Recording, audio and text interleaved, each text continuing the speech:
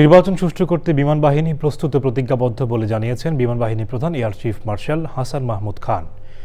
সকালে আসন্ন জাতীয় সংসদ নির্বাচন ও গণভোট 2026 উপলক্ষে বিমান বাহিনীর ঘাঁটি বাসারে মাঠ পর্যায়ে নিয়োজিত বিমান বাহিনীর সদস্যদের দিক নির্দেশনামূলক ব্রিফিং করেন তিনি। সে সময় তিনি জানান, নির্বাচনে প্রায় 4,000 বিমান বাহিনীর সদস্য নিয়োজিত থাকবে। তিনি বলেন, যে কোনো অপ্রীতিকর ঘটনা ঘটতেই পারে, তবে সেক্ষেত্রে জনগণের নিরাপত্তার ভরসা হয়ে উঠতে হবে বিমান বাহিনীর সদস্যদের। সুযোগ থাকলে শৃঙ্খলা মেনে তাদের ভোট দেওয়ার আহ্বান জানান বিমান বাহিনী প্রধান। এ সময় বিমান বাহিনীর সদর দপ্তর ও বিভিন্ন ঘাঁটির ঊর্ধ্বতন কর্মকর্তারা উপস্থিত ছিলেন।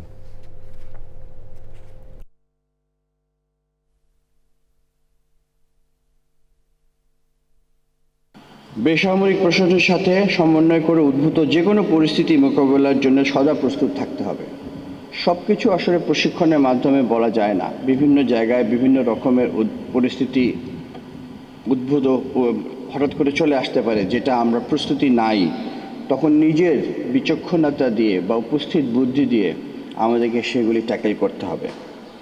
বিশেষ করে 11 থেকে 13ই ফেব্রুয়ারি, মানে ইলেকশনের আগের দিন এবং পরের দিন, ইলেকশনের রাত, ওই সময় আমাদেরকে অত্যন্ত সচেতন, সজাগ এবং অ্যালার্ট থাকতে হবে।